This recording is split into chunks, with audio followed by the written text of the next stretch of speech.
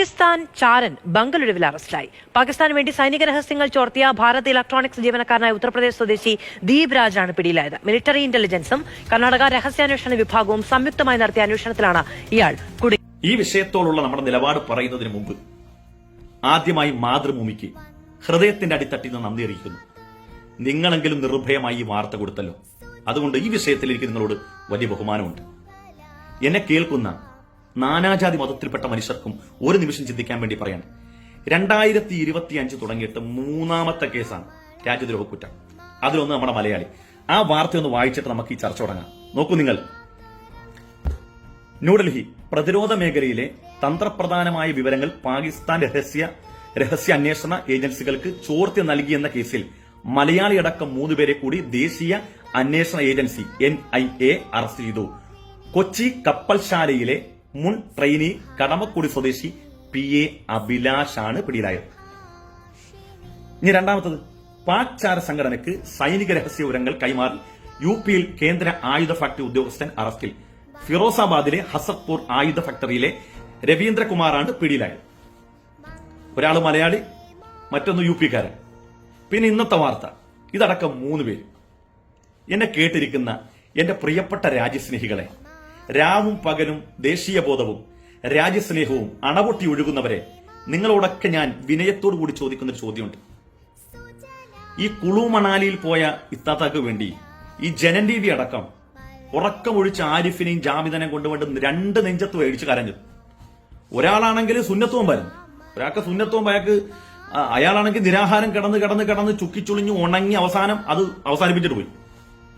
ഇങ്ങനെയൊക്കെ കിടന്ന ആളുകൾക്ക് എന്തുകൊണ്ടാണ് ഇത്തരം വിഷയങ്ങൾ ഗൗരവമാവുകയും രാജ്യദ്രോഹ കുറ്റം ലളിതമാവുകയും ചെയ്യുന്നത്? ഈ വിഷയത്തിൽ ആരെങ്കിലും ഒരാളുടെ അഭിപ്രായം പറഞ്ഞു? ഒരു ചർച്ച, ഒരു അന്തിച്ചർച്ച, നമ്മുടെ നാട്ടിൽ ഏതെങ്കിലും മീഡിയ ഒരു അന്തിച്ചർച്ച. ഇതിൽ നിന്ന് എന്ത് മനസ്സിലാക്കണം? രാജ്യദ്രോഹ കുറ്റം ഒരു കുറ്റമല്ല എന്ന്.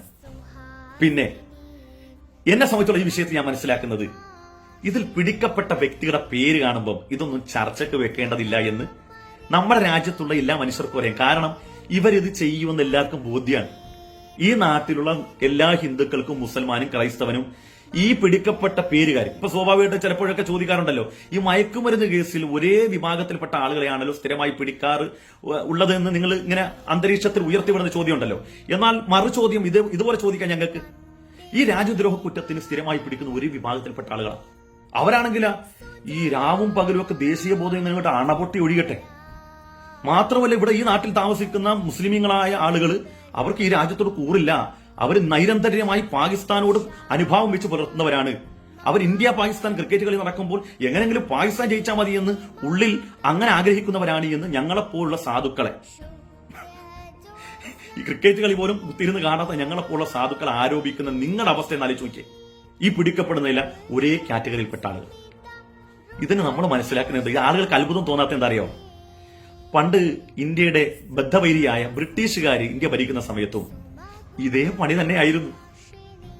ഈ കൂട്ടത്തിൽ കുളം കലക്കുക, കൂട്ടത്തിൽ നിന്നോട്ട് നമ്മുടെ രാജ്യക്കാരെ ഒറ്റിക്കൊടുക്കുക. ഈ പണി മുമ്പും ചെയ്തിട്ടുണ്ട്.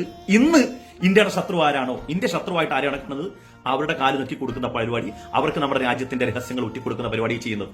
ഇതൊന്നും ഒരു ഗൗരവമാകുന്നില്ല നമ്മുടെ മാധ്യമങ്ങൾക്ക്. ഒരു ചാനൽ ചർച്ച ചെയ്തിട്ടുണ്ടോ? ഒരു ചാനൽ, ഏതെങ്കിലും ഒരു ചാനൽ, ഈ രാജ്യത്തോട് കൂറുള്ള പ്രതിബദ്ധതയുള്ള ഏതെങ്കിലും ഒരു ചാനൽ ഈ വിഷയം ചർച്ച ചെയ്തിട്ടുണ്ടോ? അന്തസ്സുണ്ടെങ്കിൽ നിങ്ങൾ മറുപടി പറ. ഇത് ഇന്നും ഇന്നലെയും തുടങ്ങിയ പണിയല്ല. അടുത്ത ഞാൻ വായിച്ചുതരാം. ഈ സമീപകാലത്തായിട്ട് ഈ രാജ്യത്തിന്റെ വിലപ്പെട്ട രഹസ്യങ്ങൾ ഒറ്റിക്കൊടുത്തതിന്റെ പേരിൽ പിടിക്കപ്പെട്ടവരെ നോക്കൂ.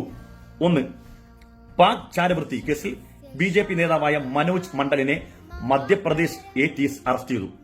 1. രണ്ടാമത്, പാകിസ്ഥാനു വേണ്ടി ചാരവൃത്തി നടത്തിയ BJP കൌൺസിലടക്കം 11 അറസ്റ്റുകാർ മധ്യപ്രദേശിൽ അറസ്റ്റ്. 3. പാക് ചാരവൃത്തി കേസിൽ BJPയുടെ IT സെൽ അംഗമായ ധ്രുവ് സക്സേനയെ ബീഹാർ പോലീസ് അറസ്റ്റ് ചെയ്തു. അടുത്ത പറയുന്നത്, പാകിസ്ഥാനു വേണ്ടി ചാരവൃത്തി നടത്തിയ ഇസ്ലാമാബാദിലെ ഇന്ത്യൻ എംബസി ഉദ്യോഗസ്ഥയായ മാധുരി ഗുപ്തയെ അറസ്റ്റിലായി. അടുത്തത്, സൈനിക രഹസ്യം ചോർത്തിക്കൊടുത്ത DSP രവീന്ദ്രനാഥ് അറസ്റ്റിൽ. ഈ സമീപകാലത്തെ ലിസ്റ്റാണ് വായിക്കുന്നത്. അടുത്തത്, പാകിസ്ഥാനിൽ നിന്നും അനധികൃത ആയുധങ്ങളും മയക്കുമരുന്നും കടത്തി BSF ജവാൻ സുമിത് കുമാർ അറസ്റ്റിൽ. ഓപ്പറേഷൻ മാഡം ജി പാകിസ്ഥാന് രഹസ്യ വിവരങ്ങൾ കൈമാറിക്കൊണ്ടിരിക്കുന്ന മഹേഷ് കുമാർ അറസ്റ്റിൽ. അടുത്തത്, ഇന്ത്യൻ സൈന്യത്തിന്റെ തന്ത്രപ്രധാനമായ വിവരങ്ങൾ ചൈനയ്ക്ക് ചോർത്തി നൽകിയതിന് RSS നിയന്ത്രണത്തിലുള്ള വിവേകാനന്ദ ഫൗണ്ടേഷന്റെ സജീവ പ്രവർത്തകനായ ഫ്രീലാൻഡ് മാധ്യമ പ്രവർത്തകൻ രാജീവ് ശർമ്മ അറസ്റ്റിൽ. അടുത്തത്, ഇന്ത്യൻ യുദ്ധവിമാനങ്ങളെക്കുറിച്ചുള്ള നിർണായക വിവരങ്ങൾ പാകിസ്ഥാന് കൈമാറിയ ചാരൻ ഹിന്ദുസ്ഥാൻ എയറോനോട്ടിക്സ് ലിമിറ്റഡ് HAL ഉദ്യോഗസ്ഥൻ ദീപക് ഷിർസാത്ത് അറസ്റ്റിൽ. അടുത്തത്, പാകിസ്ഥാൻ മിലിറ്ററി ഇന്റലിജൻസിലെ ഒരു വനിതയ്ക്ക് രാജ്യത്തിന്റെ സൈനിക സംബന്ധിയായ സുരക്ഷാ വിവരങ്ങൾ കൈമാറിയ പ്രതിരോധ വകുപ്പിലെ ഉദ്യോഗസ്ഥനായ മഹേഷ് കുമാർ അറസ്റ്റിൽ. അടുത്ത വാർത്ത, 5000 രൂപക്ക് രാജ്യരഹസ്യങ്ങൾ പാക് സുന്ദരിക്ക് ചോർത്തിക്കൊടുത്തു. ചാരന്മാരിലെ മലയാളി സാന്നിധ്യം കേട്ട് ഞെട്ടി കേരളം. ഒരാള് അഭിലാഷ്, നമ്മുടെ മലയാളിയാണ്. മറ്റൊരാള് വേദൻ ലക്ഷ്മൺ, ഡണ്ടൽ, അക്ഷയ് രവി എന്നിവരെ NI വിശദമായി ചോദ്യം ചെയ്തു. ഇതിലൊരു പേര്, ഇഷ്ടംപോലെ ലിസ്റ്റിന്റെ ഉണ്ട്, ഇതിലൊരു പേരെങ്കിലും മുസൽമാന്റെ ഉണ്ടോ?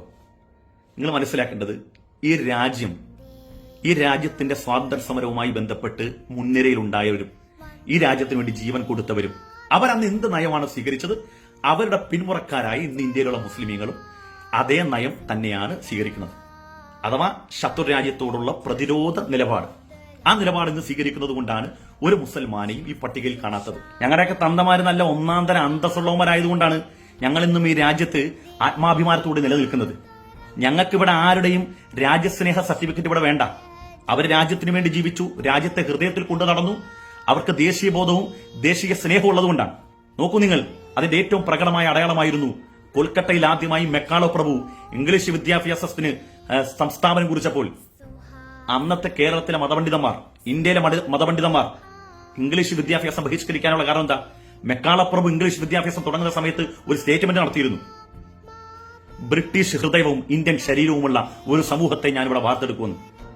അങ്ങനെ ബ്രിട്ടീഷ് മനസ്സും ഇന്ത്യൻ ശരീരവുമുള്ള ഒരു സമൂഹത്തെ ഇവിടെ വേണ്ട എന്ന് പറഞ്ഞുകൊണ്ട് ഇംഗ്ലീഷ് വിദ്യാഭ്യാസത്തെ ബഹിഷ്കരിച്ചിരുന്നു. അങ്ങനെ ഇംഗ്ലീഷ് വിദ്യാഭ്യാസത്തിന് വേണ്ടി പോകുന്ന മുസ്ലിമീങ്ങളോട് വിമുഖത പുലർത്തിയിരുന്നു. അവിടെയാണ് യഥാർത്ഥ രാജ്യത്തോടുള്ള കൂറും പ്രതിബദ്ധതയൊക്കെ ഇവിടെ ഉണ്ടായിരുന്ന മുസ്ലിം പണ്ഡിതന്മാരും ഈ രാജ്യത്ത് ജീവിച്ചിരുന്ന ഞങ്ങളുടെ മുൻ തലമുറക്കാരും ഒക്കെ കാണിച്ചത്. അതേ പാരമ്പര്യം ഞങ്ങൾ ഇന്ന് തുടരുന്നു. പക്ഷേ അന്ന് കാല് നക്കി കൊടുത്തവര് ഇന്നും അതേ പണി തണ്ട തുടങ്ങുന്നു. ഇല്ലെങ്കിൽ ഈ രാജ്യത്തുള്ള കോടിക്കണക്കിന് വരുന്ന മനുഷ്യരുടെ ജീവൻ സുരക്ഷയ്ക്ക് ഭീഷണി വരുത്തുന്ന ഇത്തരം രാജ്യദ്രോഹ കുറ്റങ്ങൾ വരുമ്പോൾ എടാ ഒരു ചർച്ച അല്ലെങ്കിൽ പോട്ടെടാ അരച്ചർച്ച നടത്തടാ. എന്താ പറ്റാത്തത്? ആ ചർച്ചയിൽ ഉയർന്നു വരുന്ന പേരുകൾ നമ്മുടെ നെഞ്ചത്ത് തന്നെ കൊള്ളുമെന്നുള്ള ഭയം കൊണ്ടാ.